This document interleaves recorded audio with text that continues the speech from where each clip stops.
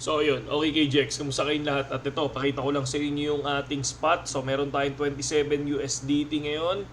And then kahapon, nag-spot copy trading naman tayo kahapon. Pero ang nangyari, syempre, nag-withdraw tayo kahapon. So ayan, pakita ko lang yung withdrawal natin kahapon para lang makita nyo na legit ang BitGet, no? So nakaka-withdraw sila. So ayan ah. Ito yung ating withdrawal, 113 XRP. No, dito tayo bumibili ng XRP mga idol, no? So, paano ba tayo nakakabili niyan? Ginagamit natin yung copy trading, future trading lang naman 'yan, no? So, tapos ang pipiliin natin diyan mga idol, highest copy trading profit. Yun lang yung lagi natin pinipili, no? And then babaan nyo lang yung leverage nyo na kung saan mas mababa yung risk ninyo, no, hindi high risk mga idol, no. So meron tayong meron tayong tutorial kung paano mag-copy trade sa description natin, no. Nandiyan diyan yan, how to copy trade. Full tutorial 'yon. Tapos nandoon pa yung mga settings kung ano yung ginagawa natin. Okay? And then pag-usapan natin ngayon kung ano nangyayari ngayon sa mga nai-scam mga idol. Ito, sabi dito, recent major cryptocurrency related scams in the Philippines. Kung mapapansin nyo, sino-sino daw yun? Ano daw yung mga cases?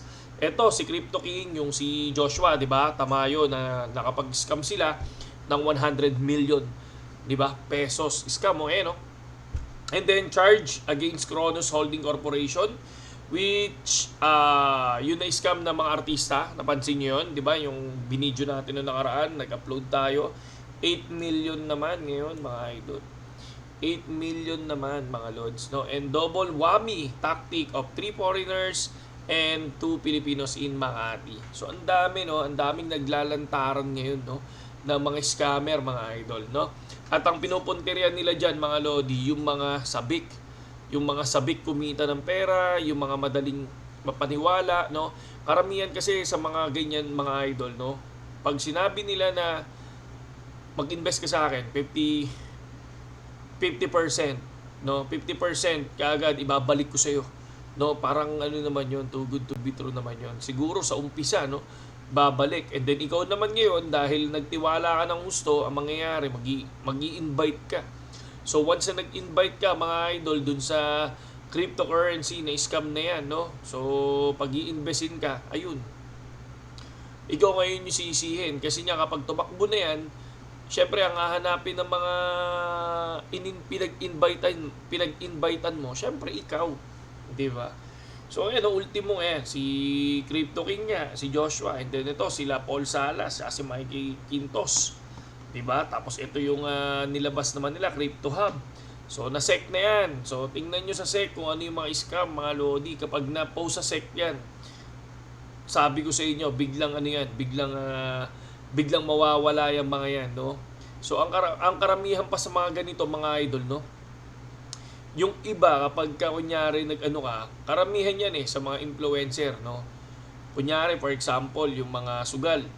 Hindi mo naman kilala kung sino yung nagpi-PM sa iyo 'di ba? Sasabihin nila, bibigyan kita ng ganito, bibigyan kita ng upfront fee. Tapos i-promote mo 'to. Pero hindi mo kilala yung hindi mo kilala yung sa iyo mga idol, no? Yung kumakausap sa iyo kasi bibigyan ka naman talaga Bibigyan ka talaga. So ang mga influencer, ang gagawin nila is i-grab nila 'yan. Tapos biglang maggagawa ng content, di ba? Pero hindi nila kilala kung sino yung mga pumapasok sa kanila. Marami yan sa platform. Platform din sa mga sugal, no? Sa platform, makikita mo, kilala mo Syempre, kung may nag-invite sa Binance, di ba? Yung mga BD ng Pilipinas, sa BD ng Philippines, ayan, good yan. Sa BitGet, may mga BD yan.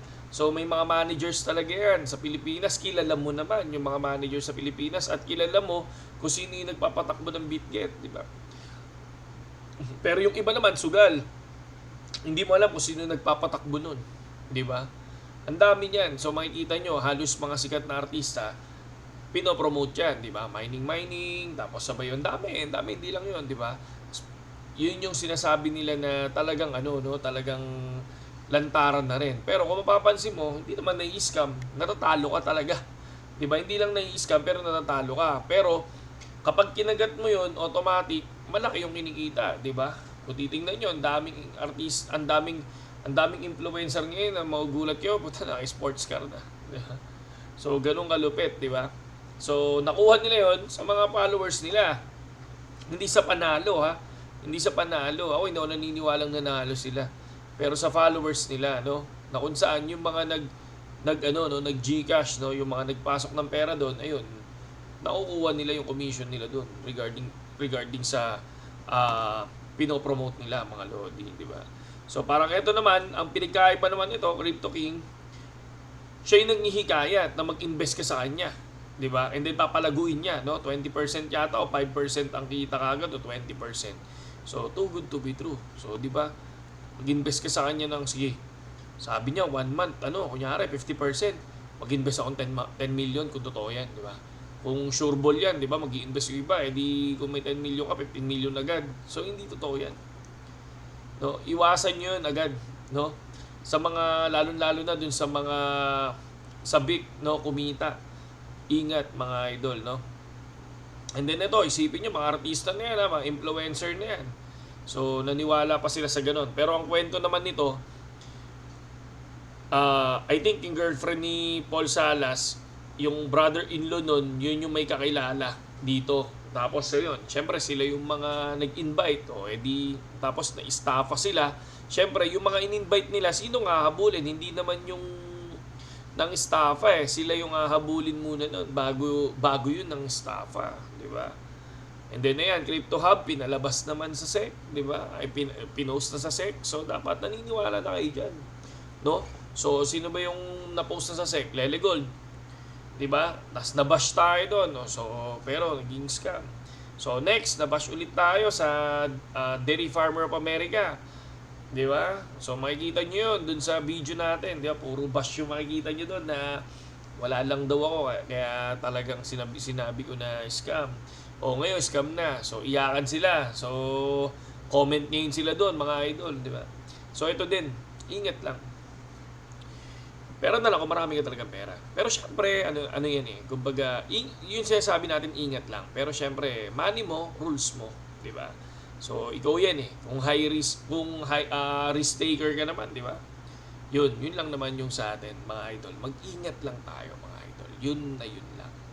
No? So, saludo sa lahat, KGX, at magandang gabi sa inyo lahat. Yun lang yung video natin ngayon. Paalala lang sa mga tropa natin, sa mga subscribers natin, ingat kayo sa mga ganito, no? Nagkalat na sila. Okay? Yun yung word, no? Yun yung word, yun yung ita-title natin, yun yung i-thumbnail natin. Nagkalat na sila, no? Saludo.